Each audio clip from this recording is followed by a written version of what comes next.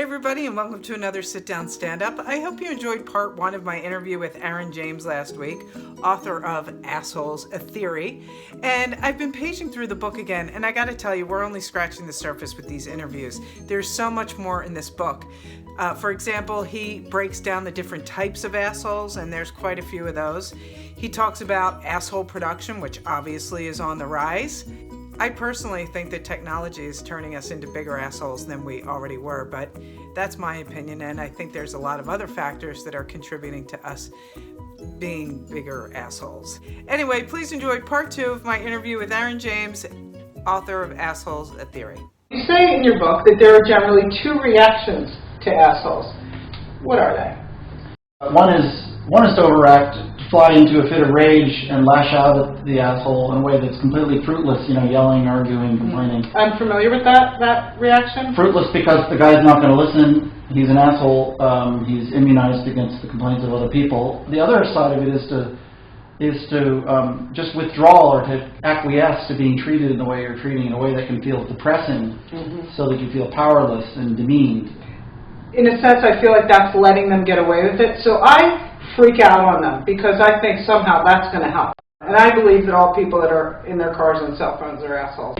You're used to checking your phone and you kind of have a moment of looking at it driving or something like that. That doesn't make you an asshole. But right. Being defensive about something that you're not entitled to do, that's more of an asshole. Right, that's definitely asshole. Flipping the bird when somebody is trying to hold you accountable for it, as opposed to... That's a full-blown asshole. kind of...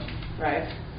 Asshole move, although it depends on what kinds of person he is in general, because people are more like assholes in the car than they are in the rest of their life. Being an asshole. I don't know what it is about getting into a car that automatically turns you into an asshole. From a philosophical standpoint, why do these assholes bother us so much? I mean, if you look at these ways that we sort of overreact or underreact, and so the fight in lashing out into a fit of rage to get the guy to listen is to try to exact respect from the person. And how do you decipher, because this is something you address in your book, how do you decipher an asshole from, say, just a douchebag or a jerk or even a Trump voter? Oops. How do you I think there are a lot of varieties. I mean, a lot of Trump voters are asshole enablers. Some are assholes, maybe others aren't. Jerks are different, I think, because jerks are willing to apologize. They might be insensitive or still take special advantages of their entitlements, but they'll apologize. They might still keep doing the same behavior. The apology doesn't change anything, but they might offer a sincere apology. An asshole doesn't see any reason to apologize. He genuinely feels entitled to do the things he's doing, and would at most apologize in a sort of, fake way. You want me to say I'm sorry? Okay, I'm sorry. No, because it's an asshole apology because it's not authentic. Yeah, in fact, it is not always easy to decipher, and you say as much in the book. And I quote, "We first seek neither the royal asshole, who's distinguished even among assholes, nor the borderline asshole whose status isn't entirely clear. We seek to identify the asshole between these two extremes, your normal, everyday asshole, also referred to as a proper asshole." Yeah, so that's different from, your Hitlers or your Stalins, your extreme cases for whom, you can call them an asshole, but there's worse terms that are applied to them. It's a sort of massive understatement to merely call them an asshole. So you don't want to talk about those cases. You want to talk about the guy who swerves through 3 lanes of traffic and parks in handicapped spaces. Or the guy that parks in between 2 parking spots. Right, yeah. So that sort of case, you can be a full-fledged, proper asshole in that sort of ordinary way, even if you're not, organizing a Holocaust or something like that. Now, cooperative people, as you refer to, people like ourselves, cooperative people, and I quote, "see themselves as equals, as having grounds for special treatment only in special circumstances that others will equally enjoy at appropriate times.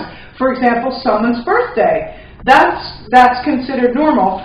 But what you go on to say is, if one is special on one's birthday, the asshole's birthday comes every day. I think that example helps you relate to the asshole, though, because you know what it's like to feel special on your birthday, and you should get special privileges and special advantages. And I just want to walk around with a bunch of cupcakes and go, "Here, asshole, it's your birthday. Happy birthday." And what would you say are generally the common traits of an asshole? Besides texting and driving. Texting and driving, yeah, parking in handicapped space, interrupting too frequently in a conversation. Oh, my family. Well, Well, I mean, everybody has an asshole in their their personal family. life that they have to manage. And You several. know, some people it's in the family, some people it's in the workplace, some people, you know, Oh, yeah, at it's church always in the or, workplace. you know, community groups, at the beach. The waves. Yeah. Well, Aaron, thank you so much for taking the time to talk to me. I hope you will join us for another segment because I would really like to discuss asshole punishment because I think everybody will want to tune in for that one. So thank you again. Thanks so much. Well, I hope you found the interview to be somewhat insightful.